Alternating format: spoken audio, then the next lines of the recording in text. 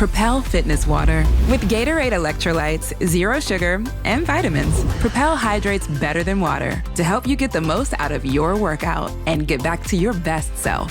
What propels you? Propel with Gatorade electrolytes. Pros, find the right flooring for the job in Lowe's newly redesigned flooring showroom. Shop our expanded assortment of trusted brands and get up to 35% off style selections, Stainmaster, and Stainmaster Pet Protect Special Order Carpet. And while you're here, save $100 on a DeWalt 20-volt max 6-amp-hour 2-pack of batteries, now just $179. Get more of what you need faster and save more where it counts from the ground up. Our best lineup is here at Lowe's. Valid through 8/26 while supplies last. Selection varies by location. This message is brought to you by Apple Card. Shave ice by the beach. A trip to the state fair. And a throwback flick at the local drive-in. They're more than just items to check off the summer bucket list. They're also opportunities to earn 2% daily cash back when you use your Apple Card with Apple Pay. Apply for Apple Card now and use in minutes with Apple Pay. Subject to credit approval. Apple Card is issued by Goldman Sachs Bank USA, Salt Lake City branch. Terms and more at applecard.com. From the Fifth Quarter Studios in Madison, Wisconsin, you're listening to Coach Unplugged. And now, your host, Steve Collins. Hey, everybody. Welcome to Coach Unplugged. So excited you decided to join us today. Before I jump into the podcast, go over and leave a 5-star review. We really love those reviews. Leave some comments.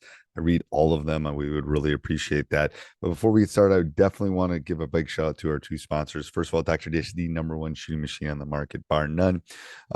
Mention Coach Unplugged, you get $450 off, and you'll get the best customer service you'll ever expect. Just mention Coach Collins, and they'll take really good care of you. Also, go over and check out teachhoops.com for coaches who want to get better. It is the one-stop shop for basketball coaches. It's something. When I started teachhoops.com, it was what I would have wanted as a young coach before, all the state championships and all the nationally ranked teams that I've coached. And not to brag, just to kind of tell kind of my journey, I would have killed for this stuff because it would have made my life so much easier. A little bit of everything that you need to become a better basketball coach. And we are the only people out there that offer 14-day free trial because we believe in it so much. Follow the roadmap, work on your craft, and you get me one-on-one mentoring. So I can't imagine anything better than that. I don't know. Anyway, go over and check it out, and let's head off to the podcast. Welcome back to another episode of Coaching Youth Hoops. I'm your host, Coach Bill Flitter.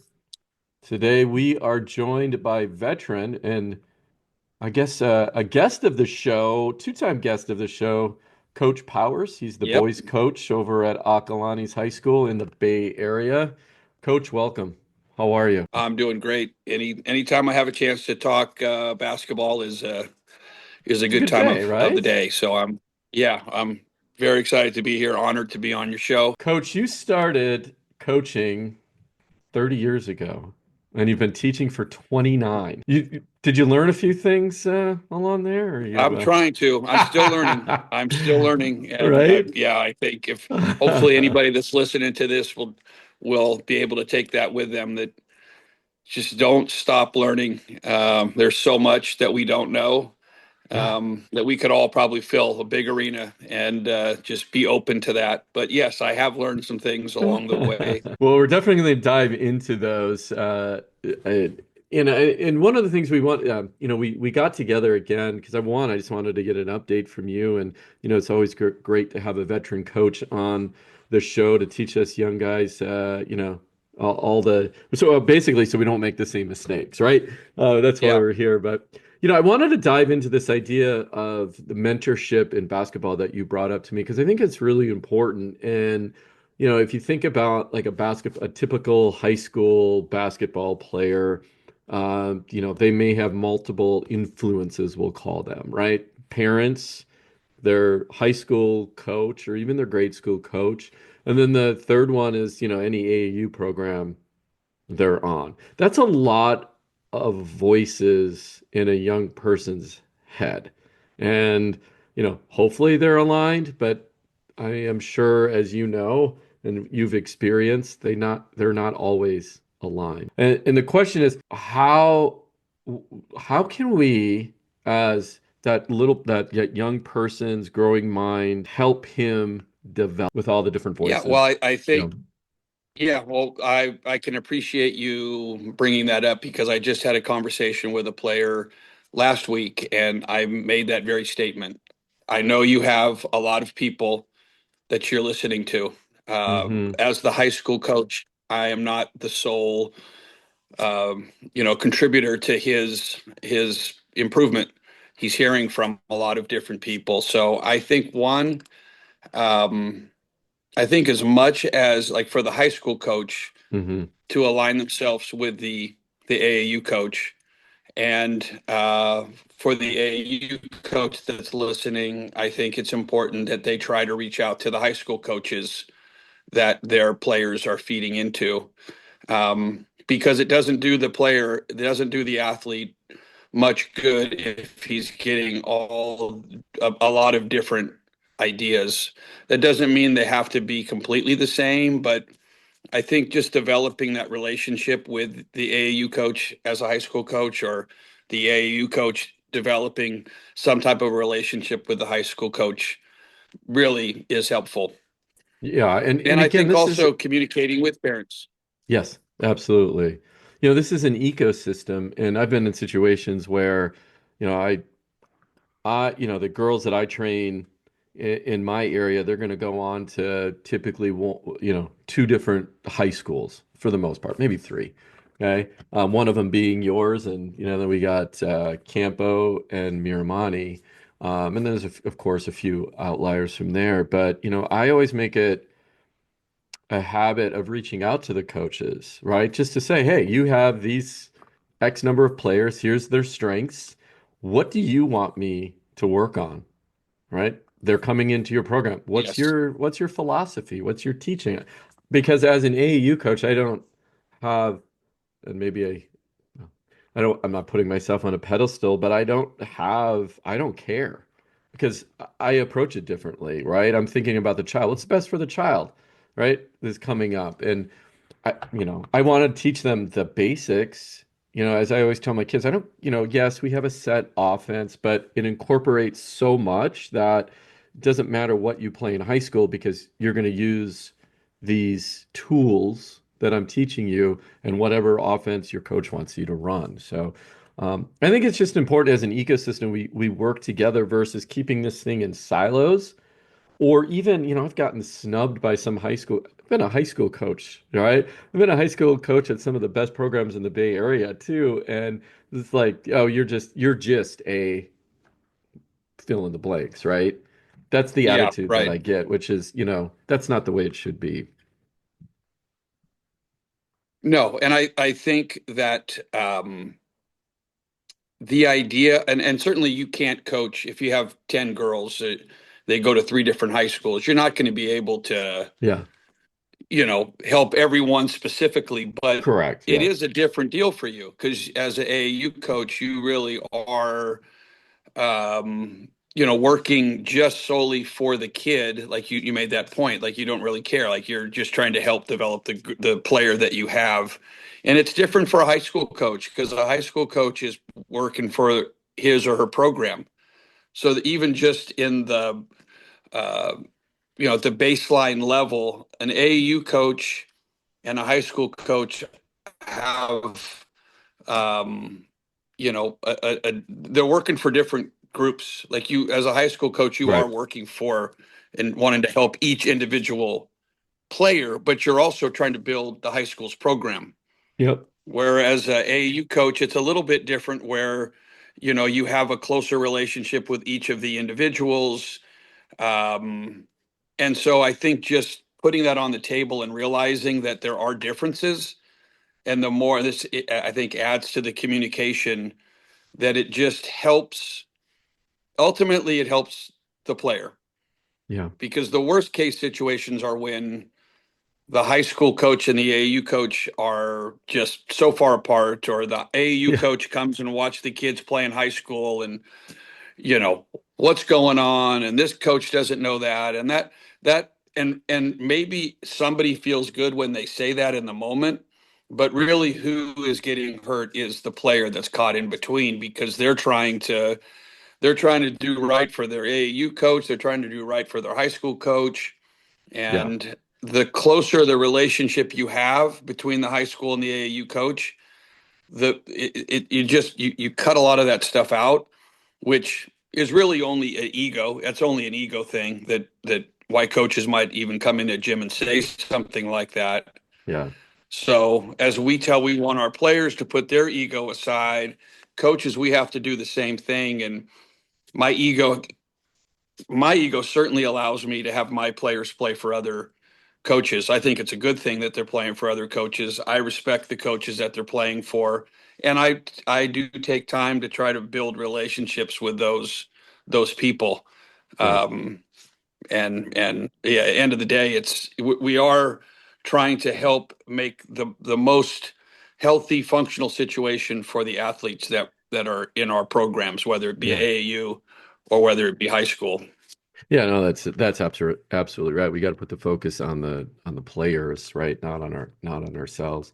Uh, yeah, as we're talking about, mentors and being in their ear, there's some situation, and that our area as well as I do. It's like you can easily go from one school to the other, right? So it's not that difficult for a student living or a child living in my town of Moraga to go to Akalani's, although they should go to, Your Money or whatever, right? So with that being said, it's, you know, they'll ask me, from a player perspective, right? Or from a team Mhm. perspective, where do you think I fit in the best? Or questions like that, right? They'll ask me, and of course, I'm always delicate with that situation and ask them lots of questions back about, well, what are you trying to accomplish? What are your goals? What about academics? Where does that fit in? Are there, so don't make your decision based on the team because one, your career could be cut short for whatever reason, and now you're going to that school where you may not fit into the community or your friends are going to a different school and you only had your basketball friends that went to Right. that school, you know what I mean? So, um, it's again, it's an ecosystem that we just all need to participate in with the focus on the player. But let's dive into your values. So I'm assuming 30 years coaching. I just say Or one other thing about the mentorship. oh my gosh, absolutely. Yeah. Just I just it is. I just think for a beginning coach that's listening to this, an old coach that's listening to Yeah. this, having people that you can reach out to that will give you constructive criticism, that aren't Yeah. just there to stroke your ego, is imperative. Find somebody, and they're out there, even if you don't have a large group of coaches that you have, that are within your reach. It is amazing how many people would just, if you reached out to somebody that you like, that their style or something about them, and you don't even know them, if you reach out, chances are very good that they will reach back to you. Hmm. And I think if you don't have somebody that is experienced, then that is helping you, then where would a coach get their, where are they going to get their feedback in regards to whether or not they're doing a good job? Yeah. And it's not just wins. There has to be more to that. So I just encourage coaches to find somebody and reach out and be willing to be coached. And I think they'll find that they will be more confident. They will improve as a coach. And as much as we can be introspective, retrospective, I think we're doing our teams, our programs, our community a really good service to be that Yeah. type of coach. And also it's funny you mentioned that too, because one of the other groups that I guess I invite into quote unquote my circle of trust, is are a few key parents who one, they're I trust their opinion, or I know that they'll. Propel Fitness Water. With Gatorade electrolytes, zero sugar, and vitamins, Propel hydrates better than water to help you get the most out of your workout and get back to your best self. What propels you? Propel with Gatorade electrolytes. Pros, find the right flooring for the job in Lowe's newly redesigned flooring showroom. Shop our expanded assortment of trusted brands and get up to 35% off style selections, Stainmaster, and Stainmaster Pet Protect Special Order Carpet. And while you're here, save $100 on a DeWalt 20-volt max 6-amp-hour 2-pack of batteries. Now just $179. Get more of what you need faster and save more where it counts from the ground up. Our best lineup is here at Lowe's. Valid through 8/26 while supplies last. Selection varies by location. At least have the right intentions in mind. Even they're a little bit biased towards their own child, so you can't obviously just have one parent's perspective. But I do engage with them quite a bit, either at practice or after or outside of practice, to just to ask them questions about style or communication or not necessarily the basketball stuff, but all the other stuff that's involved. And I think that's important too as a coach. That's why we do these podcasts too, right? If you're, this particular one, we appeal more towards, the grade school type coach, teaching younger kids. But it is, there's a lot of coaches that want to coach in high school that listen to this. B, everything you say, so far and have said in the past on this show is, I can take that as a grade school coach and use that advice as well. So it's having these types of conversations that I think are crucial to the development of the kids. Well, and for the listener that like you mentioned that I am a high school coach, and that's what I've done for 30 plus years, but I'm also currently coaching my son, who is in 11U AU, and I've been coaching that group, NorCal Elite, for 3 seasons now. So I was with 9U, 10U, and now 11U. So I'm right in the heart of grade school youth coaching, and a lot of what I teach and the other coach that I work with is how do you develop players that will be a good high school player, like somebody that is aspiring to. What are the things, even yesterday in practice, like the things that I'm talking about to the group is how they run over to a coach, how they stand in front of a coach when he or she's talking. Do they lean up against the wall when the coach is talking at the end of practice? To which I'm always, you're not leaning against the wall. So it's just as a youth coach, it's not just basketball. It's not just dribbling. It's not just shooting. It is listening. It is your body language, how you present yourself. And so I think that I look at it, having done it so long in high school, I know what the high school coach is looking for. And so I think that's where, if you get mentoring, if you connect with somebody, or you connect with the high school where your kids are going, or at multiple high schools, I think you'll hear information beyond just, we want you to teach them how to dribble. Because frankly, I think that stuff has a ceiling. There is a ceiling to how well you can shoot, dribble, pass, see the floor, those things like that, where there is that ceiling gets risen when you start adding in your attitude, your effort, your eye contact, whether you're a great teammate. Those things now take whatever skill level, and now you become even better, more valuable than you would be if a young player wasn't hearing those things. And that's what I would encourage what I would encourage the youth coach to make sure that they're also spending time on just the things that help players learn. Yeah, the little things. I had my big thing recently especially with my 10U team is, I'll blow the whistle and they'll walk over. I'm like, what do we like? I'm not waiting for you. Like, when I blow the whistle, you come running over. And I explain why. Why is that important? It's not just because I'm trying to be, this authoritarian. It's like, if this were a game and we called a timeout and you're walking over, I'm losing 10 seconds of my 30-second timeout, right? Right. And then you're going to Exactly. get water, and then you're going to, right? And then, so, you got to sprint over, right? We're in training. Or the one that got me yesterday, I have in kind of the other way, I've been coaching this as a 14-year team. I've been coaching them for several years, and they get to the point where they get comfortable with you, right? And to almost to a point where it's too comfortable, and I had 10 girls. And we were struggling with Indian bound play. So I had 5-on-0 on a shell drill, right? And then 5 were sitting on the sidelines or baseline. Well, I turned my back because I'm focused on the court. They're sitting down chatting with one another. And I'm like, no way. Like, Yeah. no, right? I'm like, hey, up and on the baseline, because you're going to learn something just by listening to me that I may not say when your group is up.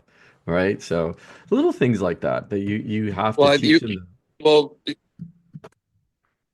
you saying that, and this is hopefully a takeaway that somebody doesn't have yet as their part of their coaching bag, would be that is such an important thing that you're teaching their bill. Like, they have to understand, if I'm talking to one player, I'm talking to everybody.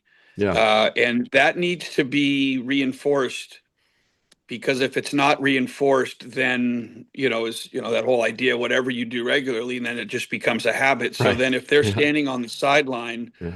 and they're not listening, and really what you're doing is you're preventing some future bad situation in a practice, because there are a couple things that really kind of are going to be pet peeves to coaches. Yeah. And one of them is when you are correcting something and then somebody comes on the floor and makes the exact same mistake that, Bobby or Sally just made. And if you can teach them at 10U or still 14U, or at a lower level, a younger age, that this is really important to you. Like, this will help you. This will save your teams from a bad practice. Yeah. Those are the things that get you on the baseline and make a coach run, because you're not listening. So if you, in your program, whatever programs these coaches are a part of and coaching in, if that can be the things that you're looking at, you're helping that kid. Like, now they go to a high school and the kids on the sideline are actually listening, because they realize that he is or she is talking to me as well as the person that is That's being right. Yeah. focused on. Well, let's dive into values. Every coach, and especially high school coaches, they have their set of values that they share with their team.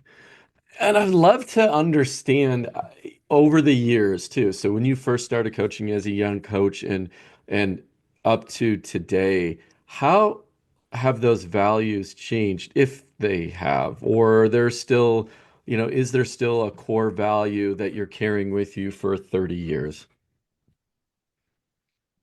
Yeah, a great question. And I'd like to think that one of the core values is just the idea of being a great teammate.